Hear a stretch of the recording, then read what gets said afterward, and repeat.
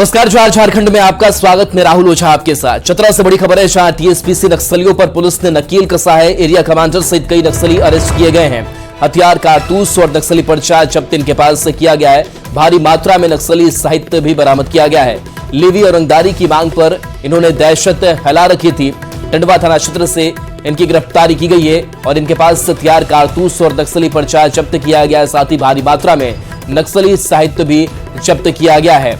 तो चतरा से ये खबर है, जहां टीएसपीसी नक्सलियों पर पुलिस ने नकेल कसा है। एरिया कमांडर सहित कई नक्सली अरेस्ट किए गए हैं।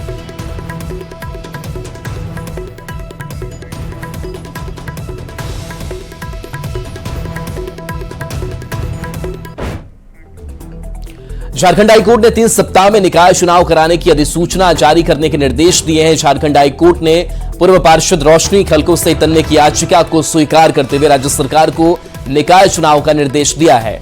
कोर्ट ने राज्य सरकार को निर्देश दिया है कि 3 सप्ताह में झारखंड में निकाय चुनाव की अधिसूचना जारी करें। बता दें कि नगर निकायों का कार्यकाल अप्रैल 2023 में ही समाप्त हो चुका है, लेकिन अभी तक चुनाव नहीं हुआ है। तो पूर्व पार्षद ने याचिका दायर की थी और इसी याचिका को लेकर के अब कोर्ट का निर्देश भी सामने आया है। 3 सप्ताह में निकाय चुनाव कराने की अधिसूचना जारी करने के निर्देश झारखंड हाईकोर्ट ने दिए हैं। ये सरकार क्या कर रही है? सिर्फ और सिर्फ लोगों को ठगने का काम कर रही है। आज कोई भी काम सही तरीके से नहीं हो रहा है। बिजली डिपार्टमेंट में जाकर देख लीजिए, एक भी पोल तार कहीं मिल रहा है क्या? नहीं मिल रहा है। साल भर पोल लगा हुआ हो गया, लेकिन उसमें तार नहीं पड़ पा रहे हैं। तो इस तरह की बहुत सारी छोटी छोटी चीजें हैं जिससे जूझ रही है जनता। सकारात्मक रुख लेते हुए माननीय न्यायालय ने इस बात को समझा, जो कहीं न कहीं अगर नगर निकाय में प्रतिनिधि नहीं रहेंगे तो बड़ी योजना के तहत सरकार बड़ा चंपत लगाना चाह रही है। उन्होंने बिना बहाल करने के लिए इनको बाध्य किया कि तुम 3 सप्ताह के अंदर चुनाव के लिए घोषणा करो। प्रार्थियों के द्वारा अवमानना याचिका दायर की जाएगी, जिसमें जो सक्षम प्राधिकारी, जो व्यक्ति अभी रिप्रेजेंट कर रहे हैं सरकार को, नगर विकास सचिव के रूप में, मुख्य सचिव के रूप में या राज्य निर्वाचन आयोग के आयुक्त के रूप में, उनके विरुद्ध अवमानना याचिका दायर की जाएगी। अवमानना की कार्यवाही चलाने का आग्रह किया जाएगा न्यायालय से। लोहरदगा पुलिस ने नशे के सौदागरों के खिलाफ बड़ी कार्रवाई की। एक ट्रक और 1500 किलो डोडा पोस्त के साथ 2 लोगों को गिरफ्तार कर जेल भेजा गया है। बरामद डोडा पोस्त की कीमत करीब 35 लाख रुपए बताई जा रही है। कुड्डू थाना क्षेत्र के रांची पलामू मुख्य पथ पर हिंचला पिकेट के पास चावल लदे ट्रक से इसे जब्त किया गया। इससे पलामू के रास्ते पंजाब भेजने की तैयारी थी। चावल लदे ट्रक में कुल 74 बोरियों में रखे 1,500 किलो डोडा पोस्त को जब्त किया गया है। पुलिस की पूछताछ में पूरे गिरोह का खुलासा हुआ है, जिसके बाद आगे की कार्रवाई में पुलिस जुट गई है। तो आप ये मान के चलें कि ये बहुत बड़ा नेटवर्क था। हम लोगों को कुछ फ़ोन्स भी मिले हैं, फ़ोन्स में कई नंबर्स हैं, कुछ और भी डॉक्यूमेंट्स मिला है जिसमें ये पता चलता है कि कई बार लेन देन किया गया है पैसों का। तो एक बहुत बड़ा नेटवर्क है जो झारखंड से अलग अलग ज़िलों से होते हुए इंटर स्टेट ट्रैवलिंग के बाद पंजाब मोस्टली इसको पहुंचाया जाता है। तो एक नेटवर्क को पकड़ा गया है। इस पे आगे भी और जांच की जाएगी और कार्रवाई होगी और अरेस्टिंग्स और रिकवरीज आप एक्सपेक्ट कर सकते हैं। और इस बीच रांची से बड़ी खबर है, जहां सूत्रों के हवाले से खबर हम आपको बता रहे हैं। राज्यपाल सीपी राधाकृष्णन आज रांची लौटेंगे। शाम 6:25 पर रांची एयरपोर्ट राज्यपाल पहुंचेंगे। राज्यपाल के पहुंचते ही राजनीतिक हलचल तेज होगी। राज्यपाल और राजभवन पर सबकी निगाहें होंगी कि क्या कुछ होता है। तो ये सूत्रों के हवाले से खबर सामने आ रही है और अविनाश हमारे सहयोगी जुड़ गए हैं। अविनाश, राधाकृष्णन आज राज्यपाल लौट रहे हैं, क्या जानकारी मिल पा रही है और किस तरीके से जो राजनीतिक हलचल है वो भी तेज होगी? देखिए, अभी जो जानकारी मिल रही है उसके मुताबिक राज्यपाल सीपी राधाकृष्णन आज शाम 6:25 पर फ्लाइट से यहाँ आएंगे। चेन्नई से रांची लौट रहे हैं। पहले जो जानकारी मिल रही थी उसके मुताबिक उन्हें 8 जनवरी को वापस आना था। और आपको पता है जिस तरह से झारखंड में इस वक्त सियासी हलचल है, जिस तरह से सबकी निगाहें राजभवन पर टिकी हैं, जब ईडी पर टिकी हैं, तो ये सारी चीजें जब कोई समय में बदलाव होता है तो स्वाभाविक तौर पर राजनीतिक गलियारों में इसकी चर्चा शुरू हो जाती है, इसकी हलचल देखने को मिलती है। तो एक उम्मीद की जा रही है कि आज जब वो जो पहले की जानकारी थी, अगर हम उसे सही माने तो एक दिन अगर वो पहले आ रहे हैं, आज शाम को आ रहे हैं, तो अब ये देखना होगा कि भविष्य में या अगले कुछ घंटों में राजभवन और राज्यपाल का क्या एक्ट होगा, और उसी एक्ट के जरिए यहाँ सारी चीजें दिखेंगी, राजनीतिक गलियारों में भी वो हलचल दिखेगी। और अभी देखना होगा कि जो चर्चा लगातार हो रही है, चाहे वो ईडी की कार्रवाई को लेकर करें या फिर अगर हम ऑफिस ऑफ प्रॉफिट को लेकर जो पहले से लिफाफा बंद राजभवन में पड़ा हुआ है, उन सारी चीजों पर अगर गौर करें तो जरूर एक कह सकते हैं कि असमंजस की जो स्थिति इस वक्त झारखंड में देखने को मिल रही है, उससे बल मिलती है। और राज्यपाल के आने के बाद यह देखना होगा कि इसमें कितनी रफ्तार दिखती है। जी चलिए, शुक्रिया अविनाश इस अपडेट के लिए आपका।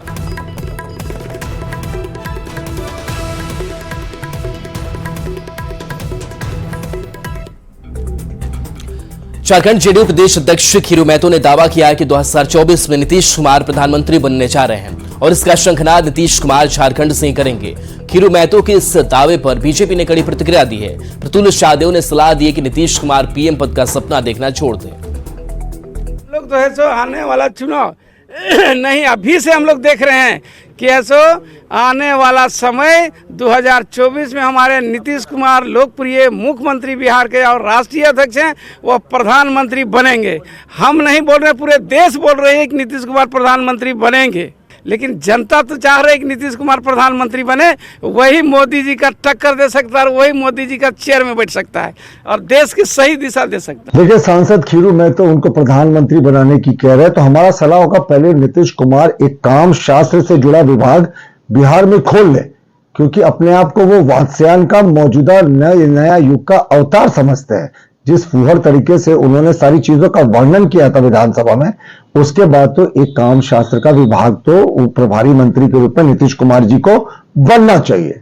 और जहां तक प्रधानमंत्री का ख्वाब देखने की बात है, तो मल्लिकार्जुन खड़गे ने जब इस प्रश्न का जवाब दिया तो कहा कि ये तो कौन बनेगा करोड़पति जैसा प्रश्न है। यानी नीतीश कुमार ख्वाब देखते रह जाएंगे और 2024 में तो ऐसे भी there is no vacancy, Narendra Modi ji बड़े मेजॉरिटी के साथ फिर से प्रधानमंत्री बनने वाले हैं।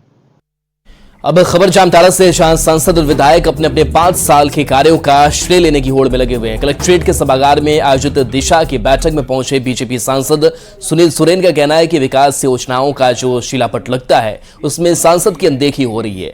बीजेपी सांसद ने कांग्रेस विधायक इरफान अंसारी पर वाहवाही लूटने का आरोप लगाया। वहीं कांग्रेस विधायक ने कहा कि उनका नाम शिलापट में लिखवाएंगे, लेकिन वे अनाप शनाप बयानबाजी करने से बचे। तो अभी बोले कि एक मुर्गा को कितना काटिएगा, कितना बार काटा जाता है। हम शिलान्यास करते हैं और जाके क्षेत्र में जो है वहाँ पर अपने जो है नारियल फोड़ देता है। हमने ओवर ब्रिज बनवाया और नारियल फोड़ दिया। अभी हमने जो है लाइट का लगवाने का काम किया, बोर्ड वही लगवा लिया। तो इस तरह करके दूसरे के काम में मोहर लगा करके अपना नाम कमाना, ये कितना दिन राजनीतिक चलेगा। बोर्ड में नाम देने का तो उन्होंने उससे कहा है, आग्रह किया है कि नहीं मैं नाम दे दीजिए, तो हम आगे से ध्यान रखेंगे, उनका नाम देंगे बोर्ड में। कोई गिला शिकवा नहीं, आप ही जानते हैं 5 साल कैसा है। जब सांसद ने मुझसे आग्रह कर लिया कि नहीं मेरा बोर्ड में नाम दे दीजिए तो दे देंगे, लेकिन सांसद को कहेंगे कि कम से कम अन्य सांसद से आप सब सीखिए काम कैसे लगा जाता है, आसपास देख सकते हैं कैसे काम होता है वहाँ।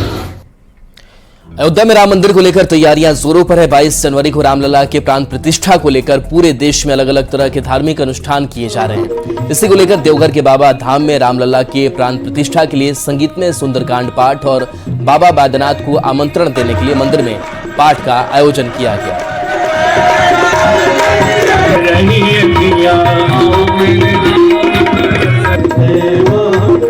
ये सुंदरकांड का पाठ का कार्यक्रम है। इसके माध्यम से लोगों से अपील किया जा रहा है, पूरे देश भर के लोग यहाँ बाबा बैद्यनाथ मंदिर में आते हैं और सबसे अपील किया जा रहा है जो आप लोग अयोध्या आइए। इस समय हम लोग आमंत्रण दे रहे हैं सबको, अक्षत बांटकर और पत्रक बांटकर। पत्रक के साथ साथ अयोध्या मंदिर का तस्वीर हम लोग लोगों को जागरूक कर रहे हैं कि आप लोग सबको वहाँ पे पहुँचिए। राम दरबार आप लोगों के लिए 22 तारीख के बाद खुल गया है। रामलला के प्राण प्रतिष्ठा की धूम पूरे देश में है। कार्यक्रम को लेकर देश के सभी हिस्सों में निमंत्रण पत्र और चावल का अक्षत वितरण किया जा रहा है। हजारीबाग के बरकट्टा प्रखंड में भी श्री राम जन्मभूमि तीर्थ क्षेत्र में अयोध्या से आए पूजित अक्षत को वीएचपी के कार्यकर्ता और स्थानीय लोगों के सहयोग से हर घर में पहुंचाया जा रहा है। बता दें कि 22 जनवरी को हर घर दीपावली मनाने की भी भव्य तैयारी की जा रही है। पल है कि भगवान श्री राम जी का मंदिर का प्राण प्रतिष्ठा का कार्यक्रम 22 जनवरी को तय है, होना सुनिश्चित है और इसी निमित्त अपने पूज्य संतों और चारों मठों के शंकराचार्य जी के द्वारा जो पूजित अक्षत अयोध्या में पूजा गया है, उस अक्षत को भारत देश के प्रत्येक घरों में पहुंचाना लक्ष्य है। सभी को अपने अपने स्तर का सभी को अपने दायित्व निभाना चाहिए, क्योंकि भगवान श्री राम हमारे पूर्वज हैं, हमारे आराध्य, हमारे पिता हैं। तो सनातन धर्म हमारा धरोहर है, तो उस धरोहर को लेकर के हमें आगे बढ़ना चाहिए। प्रभु श्री राम हमारे पिता हैं, तो वो अपने 500 साल के बाद वो अपने घर वापस आ रहे हैं। मौसम में बदलाव का असर हजारीबाग में भी देखने को मिल रहा है। भीषण ठंड की वजह से लोगों को घर से निकलना मुश्किल हो गया है और घने कोहरे की वजह से सड़कों पर दिन में भी लाइट जलाकर गाड़ी चलानी पड़ रही है। अधिक जानकारी दे रहे हैं संवाददाता सुशांत सोनी। यूं ही नहीं, छोटा शिमला कहा जाता है, क्योंकि यहाँ का जो वातावरण है, जलवायु है, बिल्कुल सामान्य है। लेकिन अगर हम बात अभी फिलहाल की करें तो यहाँ जो जिस तरीके से लगातार शीतलहरी का असर देखने को मिल रहा है, साफ तौर पर आप देख रहे होंगे सड़क पे जो वाहन चल रही है, इन्हें जो है कोहरा की वजह से सामान्य गति में चलना पड़ रहा है। अब कह सकते हैं कि दिन में भी लोगों को लाइटें जलाकर चलनी पड़ रही है। क्या कुछ मौसम हो गया? मौसम तो लगातार जो है कोहरा है और इसका वजह है कि 2 दिन से लगातार जो है बारिश हो रही है हल्का फल्का, और ये हर साल की तरह जो है हजारीबाग में जो है मौसम ऐसा रहता है। तिल संक्रांत के 10 दिन पहले से जो है इस तरह का माहौल बना रहता है। हजारीबागों का शहर है और पिछले बार ठंड के मुकाबले में इस बार ठंड बढ़ी हुई है, शीतलहरी चल रही है, लोगों का आवागमन बहुत कम हो रहा है। लोग रोड पर जो चल रहे हैं लाइट जला के चल रहे हैं और जब भी सुबह में 10 बजे के बाद ही लोग रोड पर गतिविधि देखने को मिल रही है। 2 दिन पहले जो वर्षा हुई है इसके वजह से ठंड तो बढ़ी है, साथ ही साथ जो है कोहरा का भी असर अधिक देखने को मिल रहा है। हम यह कह सकते हैं कि सुबह होते ही जिस तरीके से लोग सड़क पर उतरते थे, लेकिन अब सड़क पर वाहन की भी संख्या में कमी देखी जा रही, साथ ही साथ लोगों की भी संख्या में वो कमी देखी जा रही है। सुशांत सोनी, न्यूज़ 18 हजारीबाग। लोहरदगा में शीतलहर का प्रकोप जारी है। भीषण ठंड के साथ घने कोहरे ने पूरे शहर को अपनी आगोश में ले लिया है। बता दें कि जिले में न्यूनतम तापमान 6 से 8 डिग्री दर्ज की गई है। ठंड को देखते हुए कई चौक चौराहों पर लोगों के लिए अलाव की व्यवस्था की गई है। ऐसे में डॉक्टरों ने भी ठंड में सेहत का ख्याल रखने और सावधानी बरतने की सलाह दी है। गृह में ठंड को लेकर हम लोग विभिन्न चौक चौराहों में नगर परिषद क्षेत्र के अंतर्गत अलाव की व्यवस्था की जा रही है और जो भी बेसहाय और बेसहारा लोग इधर उधर कहीं स्टेशन में कहीं इधर उधर मिलेंगे, हम लोग उसको आश्रय गृह में लाकर उसको रहने का सुविधा देंगे और वहाँ भी अलाव की व्यवस्था किया गया है।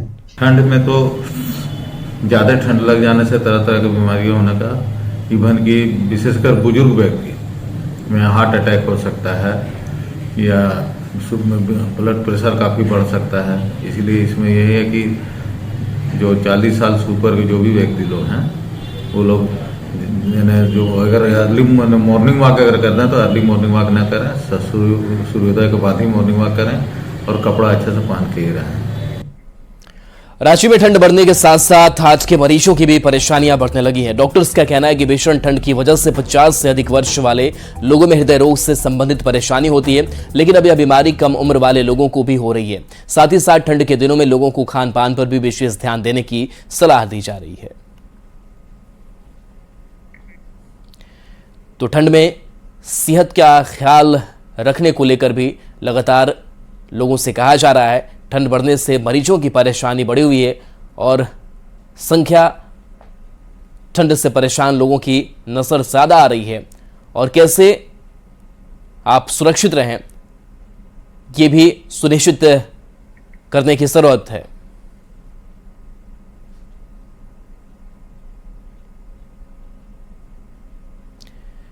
अर्बनाइजेशन के कारण, लाइफस्टाइल प्रॉब्लम्स के कारण ये हो रहा है। एटमॉस्फेयर में आप देखो, बाहर जाके देखो कि काफ़ी प्रदूषण हो गई हुई है। यंग लोगों को देखिए, cigarette smoking, alcohol, drugs, obesity, ये बहुत कॉमन है उनके कारण। इसके लिए हमारे को एक लाइफस्टाइल मॉडिफिकेशन अडॉप्ट करनी है। अगर हम स्मोकिंग करते हैं या अल्कोहल लेते हैं तो हमको एब्सोल्युटली उसी दिन ही स्टॉप कर देने का है। ओबेसिटी को कंट्रोल करना, walking habits in the morning और इन द इवनिंग और सम टाइप ऑफ वर्कअप को करना है। एक बैलेंस डाइट को खाना है, एक हेल्दी डाइट को खाना है। अब बात करते हैं हजारीबाग और चतरा के बॉर्डर पर बलबल स्थित बागेश्वरी मंदिर की। चतरा जिले के गिद्धौर प्रखंड में यह मंदिर खास तौर पर पशु मेले के लिए जाना जाता है। ठंड के मौसम में बागेश्वरी मंदिर में सैलानी कर्म झरने का आनंद लेते हैं और साथ साथ पूजा पाठ भी करते हैं। यहाँ के झरना से लगभग 45 से 50 डिग्री सेल्सियस गर्म पानी निकलता है। इस पर अधिक जानकारी दे रहे हैं हमारे संवाददाता सुशांत सोनी। हजारीबाग और चतरा जिले के सीमांत क्षेत्र में बसा बलबल कई मायनों में खास है।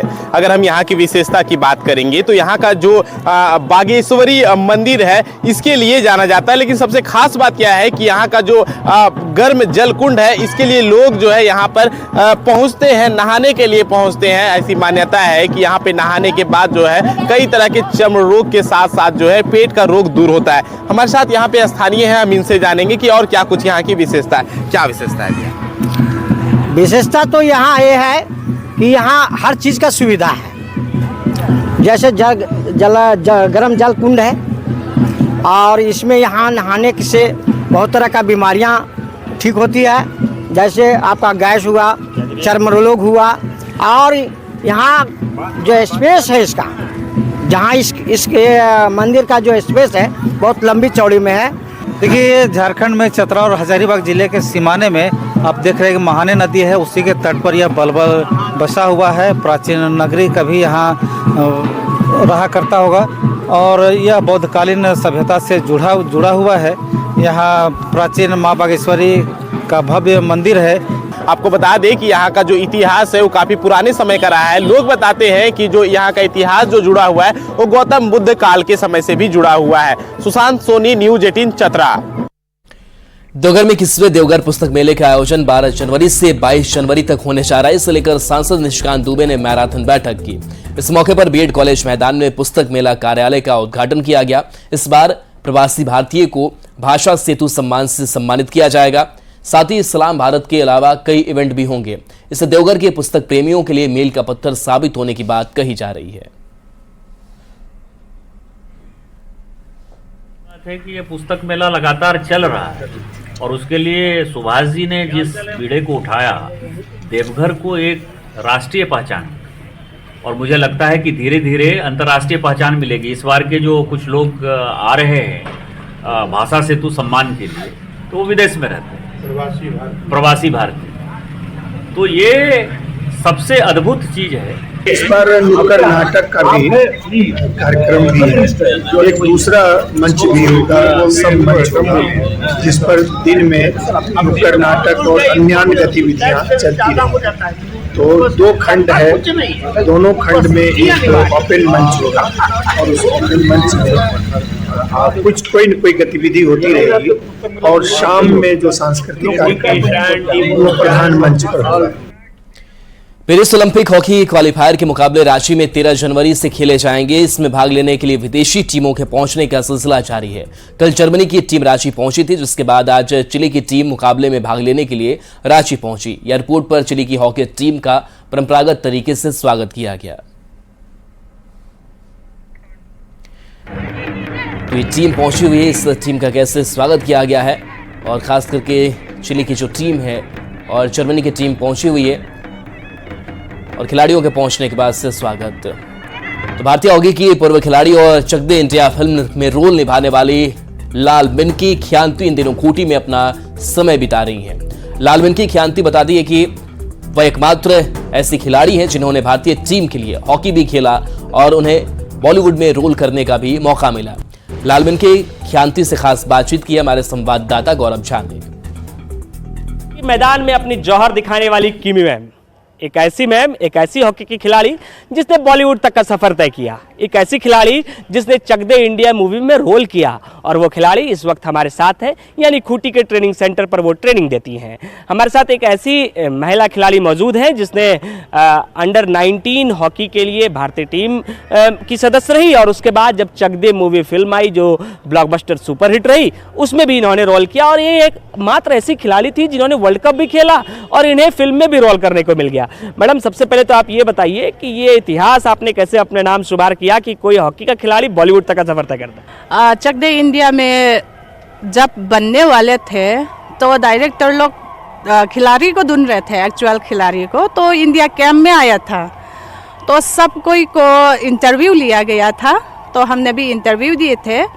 उसी टाइमिंग में हमको डायरेक्टली ऑफर दिया गया था, तो मैंने कहा अभी तो हमको खेलने जाना है, हम बॉलीवुड में काम नहीं करेंगे, तो हम मना कर दिया था। उसके बाद वो लोग चला गया, हम लोग भी अपना काम पे व्यस्त हो गया था। लेकिन लास्ट मोमेंट में मेरा इंजरी हो गया था, चेस्ट में चोट लगा, तो हमको आईसीयू में एडमिट हुआ था। उसके बाद पाकिस्तान जाने वाले थे अंडर 19 का, लेकिन ब्लास्ट होने का वजह से हम लोग का टूर्नामेंट कैंसिल हुआ था, तो हम लोग को सब अपना घर में भेजा गया था। उसके बाद फिर हमको हॉस्पिटलाइज हुआ है अपना घर में। उसके बाद हम इंडिया टीम में कैंप को अटेंड नहीं कर पाया।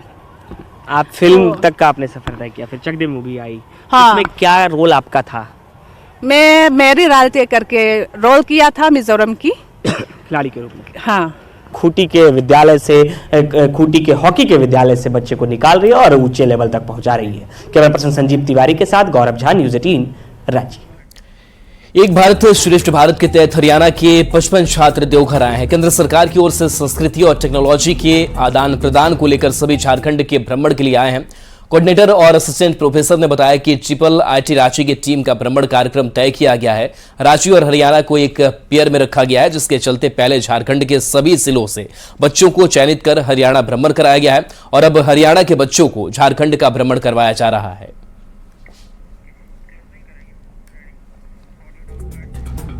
और चलिए न्यूज़ 18 बिहार झारखंड पर खबरें आपके लिए लगातार जारी हैं।